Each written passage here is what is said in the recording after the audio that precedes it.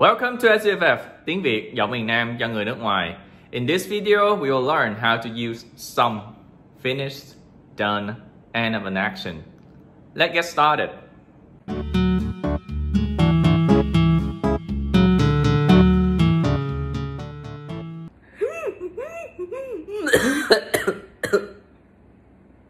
Rồi khóc xong chưa?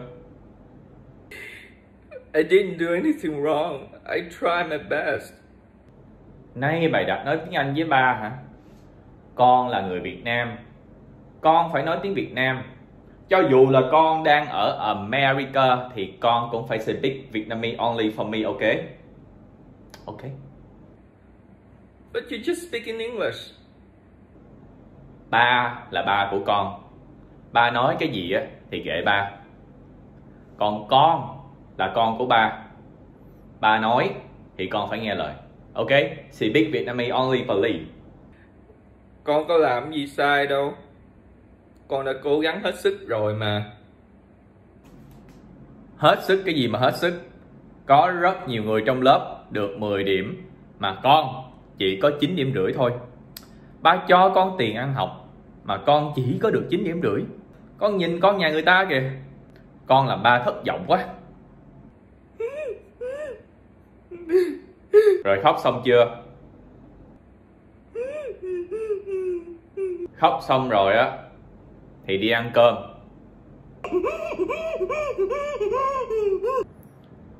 Ăn xong chưa?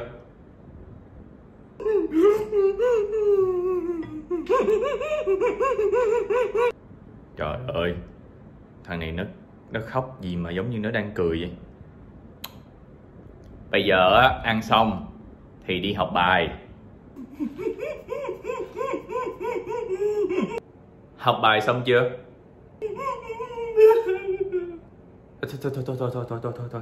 Thôi. Rồi. Học bài xong á thì đi ngủ. So technically, some is put after a verb or a verb phrase to indicate that an action is just finished and or the end of an action. Ăn xong, you finish eating.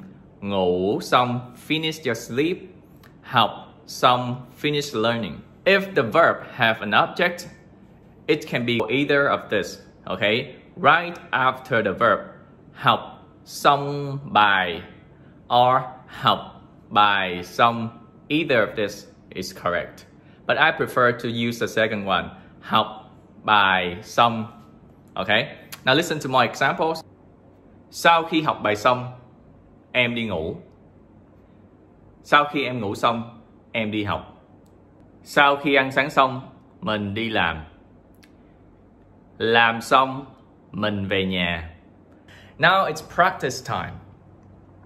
Try to use some to instruct people how to make phở. Okay, I will give you 3 steps in English.